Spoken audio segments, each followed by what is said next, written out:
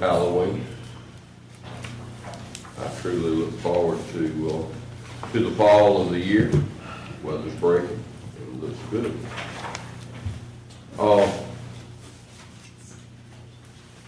Danielle. Yes, sir.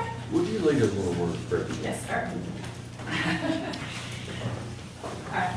Dear God, thank you so much for this day. Thank you for this time together. Lord, I pray that you give wisdom and understanding to our commissioners as they lay policy for our county. God, just really do appreciate the freedoms that you've given us in this country and for letting us be here today for such a time as this. I love you, Lord, and I just cannot praise you enough for everything you do in our lives. Amen. Amen. Thank you. Let's begin from the back. Steve? Quick and easy. Good morning, everyone. Good morning. Can't believe it's November. I know it. What happened to October? All I have this morning is 2 community grants, one for the State of High School Habitat for Humanity and the other one for the Mountain Brook School That Foundation. would be great. Yeah. First and second, all in favor, please say aye. Aye. That is it for me. I do have, would like to do a economic development brief update at the next committee meeting. Just hope everybody can be here so we can do a little update. And hopefully before then, we have a really big announcement. Wonderful. I got my fingers crossed. Sean was working, right? All right, just making sure. Commissioner Wright.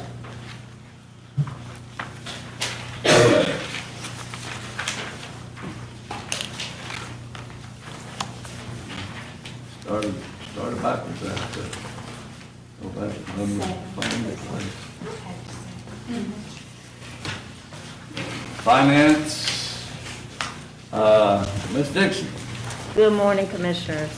Item number 1 is our Jefferson Credit Union statement for October 3rd. Item number 2 is a PACA partnership with Clay County Schools. Item number 3 is a PACA partnership with Silicaca. Hang on. Okay. Feel good? Good for what? Oh, yeah. Okay. Item number 3 is a PACA partnership with Silicaca City Schools. Item 4, 5, and 6 are our normal encumbrance purchasing agenda report and purchasing exception report. Item number 7 is a PACA partnership with Alexander City Schools. Item 8 is our unusual demand report. I got 1 through 8. Do I have a motion? Move it. Motion, second. Any questions? All in favor, please say aye. Aye. Thank you. Under Budget Management Office, we have our multiple staff development, our individual staff development, and the informational items. A motion and a second. All in favor, please say aye. Aye. Thank you. Next, we have Board of Registrars. Barry, are you on? We just have the 3 resolutions. I move. Okay, a motion and a second. All in favor, please say aye. Aye. All right. EMA, we don't have any items, but I do want to give a handout to each of you. This is kind of a step-by-step explanation of the disaster application and declaration process. This is created by our team at the EMA. Our EMA people are, we don't think of them much except when there's an emergency. It's sort of like a spare tire. That's when you use them. But I want to just let you know they're always out there. They're always at the ready, and they're doing a great job with this incident that happened October the 5th. They jumped on it quickly, and they have been working diligently, even though the news of it is gone. They continue to work, and they're working hard. The last 30 days, they've worked very hard to accumulate the data needed. FEMA will be here later on, maybe later this week or early next week. And one of the things they were able to do, because this disaster was not like what we usually see in a tornado. With a tornado, you can drive around, you can see the damages. On the flood, by the time you get out there and look, the water is receded, but the damages has been done, it's been in there. And what they did is develop a portal whereby the public could sign in and register and tell them about the damages at their house that can be investigated further. And so far, they've had 565 people register and put in information on that portal. Does that include the Hoover ones? Because I know Hoover ended up doing their own, because they were half in Shelby. Yeah, I don't know if that includes all of them or not. That's just. So it could be a big, It does. Yeah. yeah. I mean, I would concur with Commissioner Knight's system is awesome. It makes our department's job easier, it's organized. You can go online and see where the damage was recorded. It's just really amazing and a great tool. I think with everything you said. And when, in reading this, they prepared this, read it as an S shape, read it that way as opposed to left to right. Read it like that, and that kind of goes through the process of what they do, and I mean, it's not a simple thing, because you gotta get this to the president and have the president declare an emergency or a disaster, and so they've done a great job, and, you know, they've got a great team over there, so just wanted to share that with you guys. And can I ask a question? Yes. So the 2.76 that's listed here, that's with our current population. It did go up, the threshold did go up. Correct. So it's a harder number to get to. There's two thresholds that we have to make in order to release FEMA funding for the public assistance, and that is the 2.73 million for county damages and the 8.2, I believe, overall in the state. You gotta meet those two thresholds before they'll even consider coming in and FEMA getting involved. So, you know, unlike the tornado in Fultondale, we did not meet the threshold, so none of this kicked in. So, but I think we are well within the reach of reaching the threshold this time. I was told it does include the Hoover damage. Okay. All right, general services. Good morning, Good morning. Commissioner. General Services has one contract on the agenda. It's the Buffalo Rock revenue generating contract for catering services, vending, and concessions. That contract serves over 25 locations in Jefferson County. So moved. Have a motion? A second. All in favor, please say aye. Okay. Did we do 1 and 2?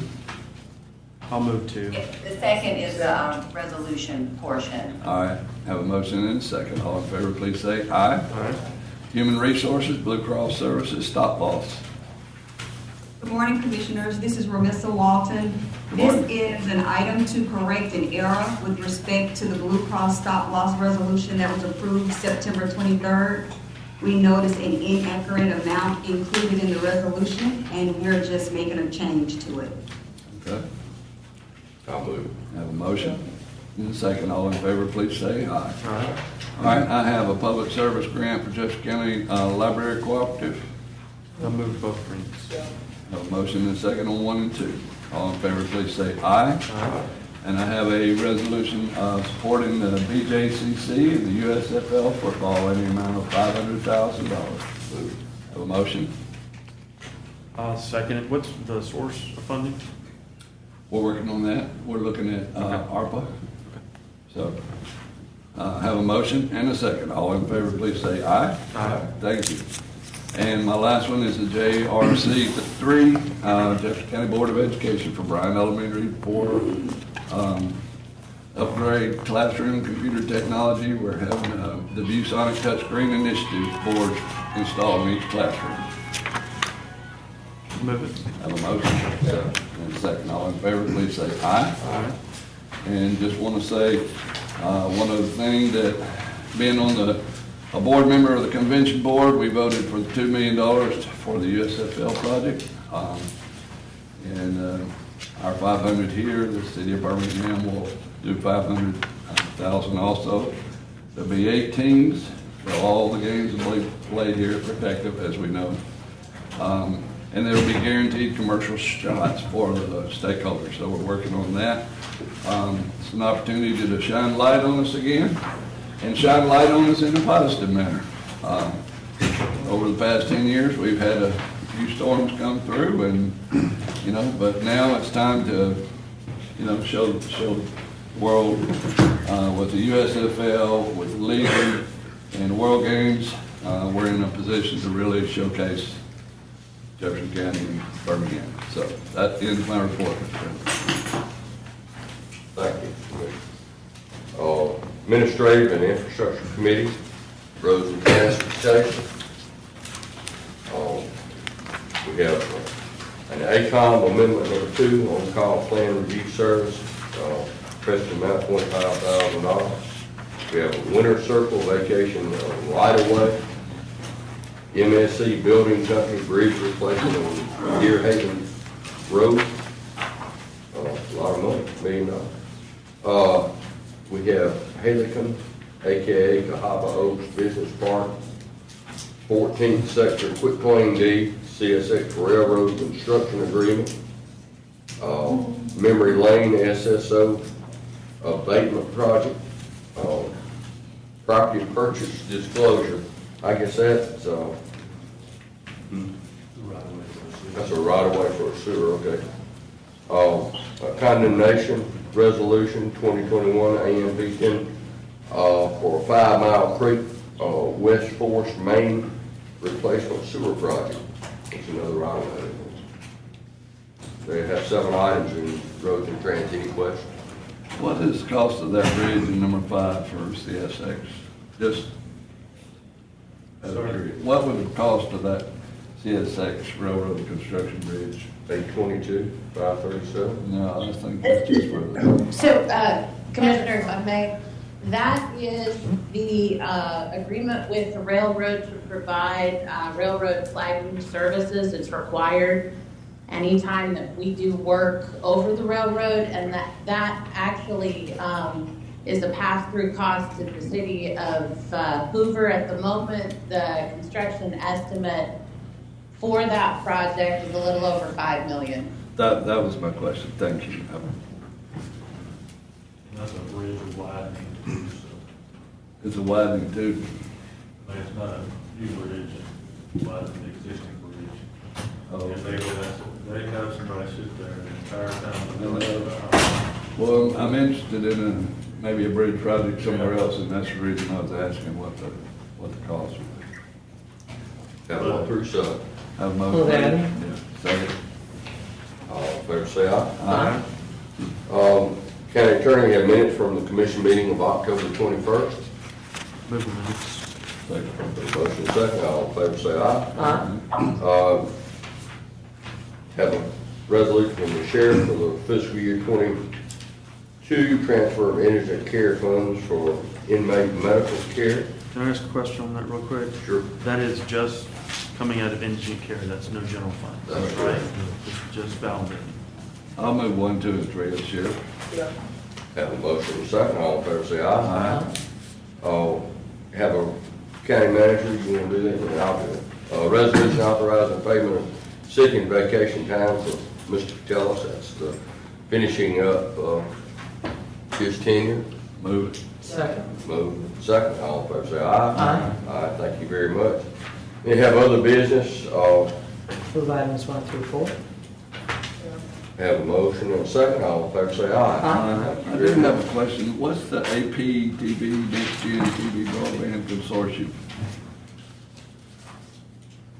I'm sorry, Joe, I didn't hear you. I said, item 2, what is that AP to consortium? Alabama Public Television Next Generation Broadcast Consortium. It shows our support for Alabama Public Television and to become a member of the consortium.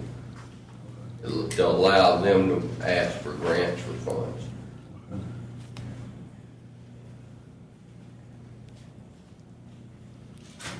There's nothing that's expected of us, just our support for the Alabama Public Television. Okay.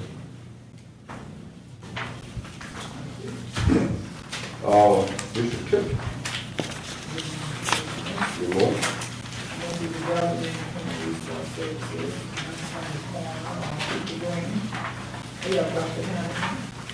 Good morning, Commissioners. The first item was with Sims Contracting for Fultondale Storm Shelter, Amendment Number 2. They're still having some minor leaks, but they're still able to use the facility, but we are extending and adding $10,305 to take care of that issue. Is that workmanship or some kind of failed material? It's workmanship.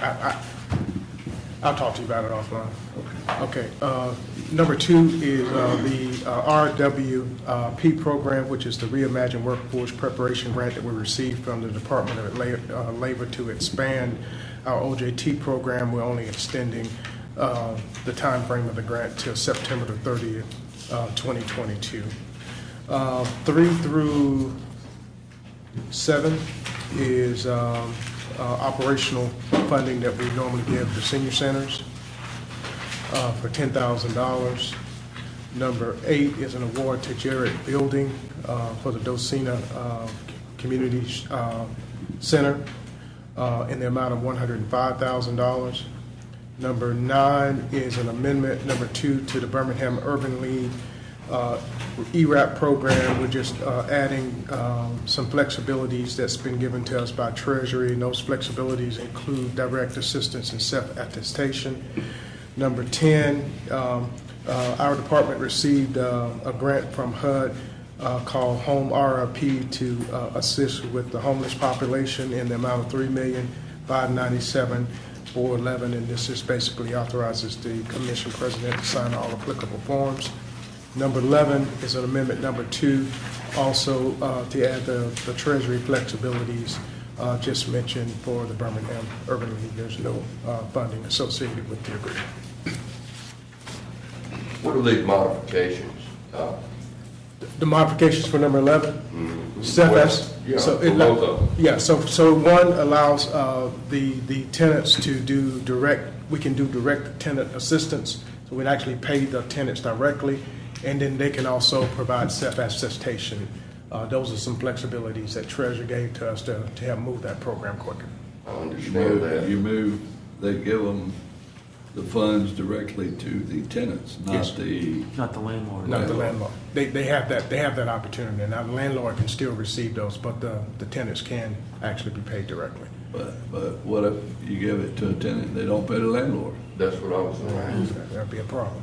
But anyway, those are the flexibilities that Treasury wanted put in the program, and so we're just following their directive. Is that a choice that we have, whether or not, or is that just Treasury? I won't call it a mandate, but that's what Treasury said they want us to do. I asked a question. Do we have any exposure on this? No, I think it's basically they're trying to help us do stuff. Well, the money's misappropriated, Yeah. and it's ours. I think this also allows them to do the self-attestation, the tenants, so we would have an opportunity to go after those attestations that they would make in conjunction with receiving the money, is my understanding. I haven't gone that deeply into it, but there's a component there also that Does that make us be in the collection business? Yeah. Which I don't particularly have an appetite for. Yeah, I haven't gone to see whether it ends up that this is something we would turn over to the feds to recoup, or whether it would ultimately be us. I have not gotten that far into it. Just as Doc said, this is what we want to do in order for you to operate this program. So I haven't delved that far into it, but I can let you know something about it. I just think it's fraught with peril, especially if we have to go chase it in order to. I guess what I was asking, I'm sorry, Joe. No, you're good. What I was asking is that if we allocate dollars to a municipality or someone like that, our good O'Brien people, and they okay it, but the inspector general comes in and says that money was not spent properly, it's on us. But that would be different. If this is something that we're following their guidelines before we issue, we would not then be on the hook for their misappropriation of it. Okay, but I would hope that we're following their guidelines on every dollar that we spend. Absolutely. We are. Not just this. What they've done is they've changed. But I think what you're telling me is the same exposure exist here as exists on every other part of the treasury. That's a good Got it, isn't that right? But I think in this, I think it's a little bit different. I think with what we do, we kind of have guidelines when we set the criteria. In this case, when we're dealing with these funds, the criteria is actually set by the federal government, so it's a little bit different. I understand, but number one, you gotta be able to keep up with, all right, we paid this money to Mr. X. Mr. X is supposed to pay it to Mr. Y, the landlord. How do we know that that's happened, number one? And number two, if they don't pay, then what? That's the questions we need to delve into. We'll Do find we out. have to go and collect for that landlord? We don't need to be the collection Don, agency. is it imperative that this be on this agenda, Doc, or can we get these questions? Well, I'd like to just get them answered before Thursday and leave it on. Yeah, let's just do it, just ask. I was gonna say, it appears to me that just like with all the other money that we've received, that if the federal government has their own set of guidelines and we're working within the guidelines, then it gives no exposure to us. If anything, if there's a credibility issue, then they would have to adjust that on their end because they're only doing what has been prescribed by the federal government. And I would also think that the check would be made out to a landlord. So when that partner makes that check out, they'd be making the check out to the landlord. My other question is, with all other federal guidelines and Treasury telling us we can spend money in a certain way and the state telling us we can't spend it in a certain way, and Theo, we've talked about it. Yeah, but the federal law But these are not- is these are not- statewide. It does, but with CARES Act and ARP money, we're also talking about the same thing. It's the same issue. I won't bring it up. I just bring it up because it's perpetuating the this issue. One's administering a federal program, and it's not federal, it's not money that goes into our general fund. The issue we have with CARES Act stuff is because it actually went into our general fund, and they were spent like general fund dollars. And these funds are earmarked. Yeah, so like the It's CBD. we administer the Okay, program. I get that, but I still think there's a double standard. Yeah.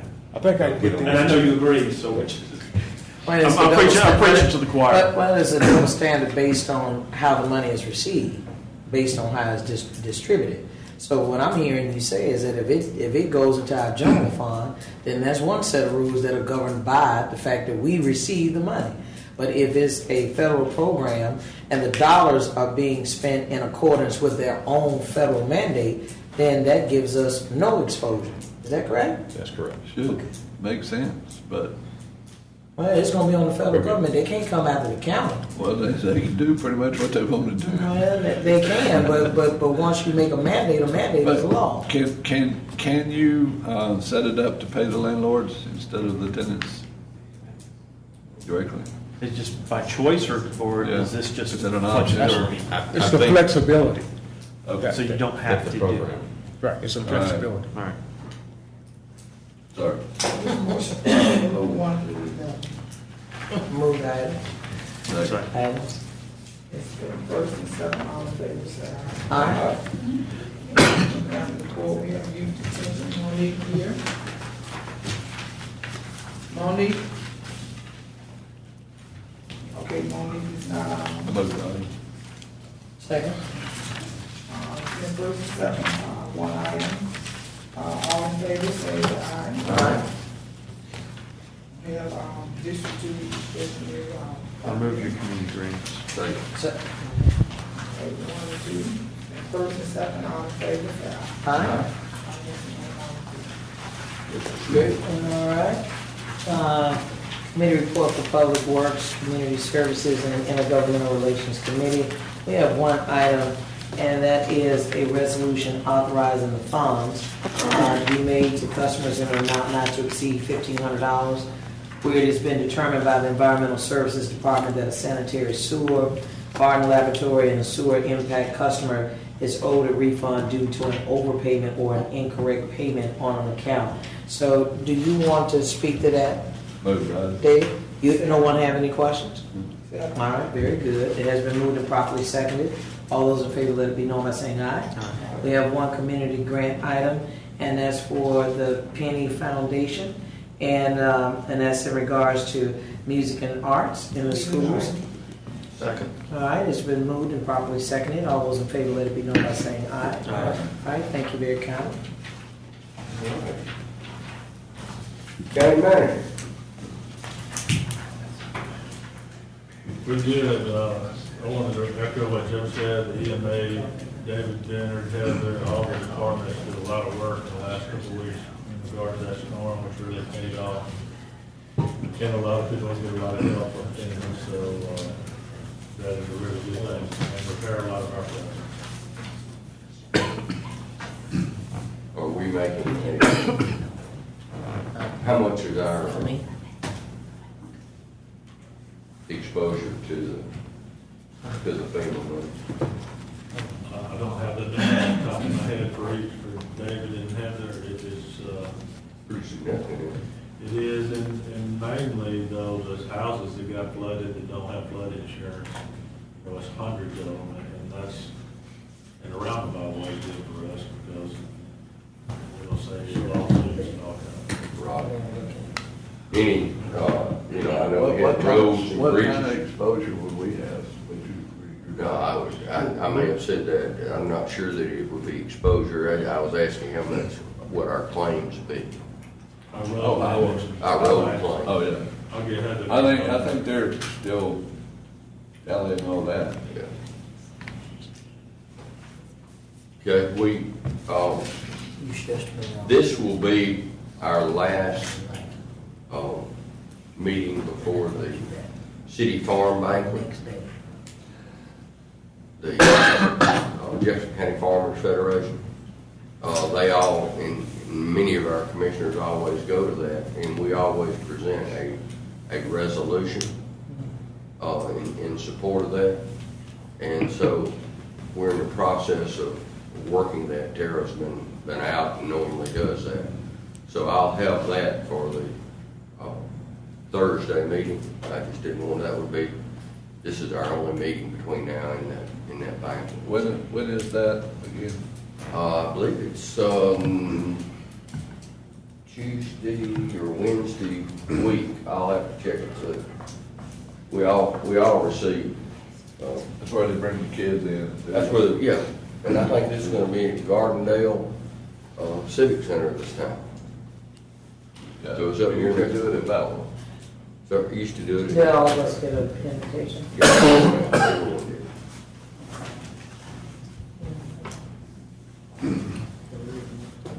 So, any other? Theo? Don't have it. We're good. We're adjourned.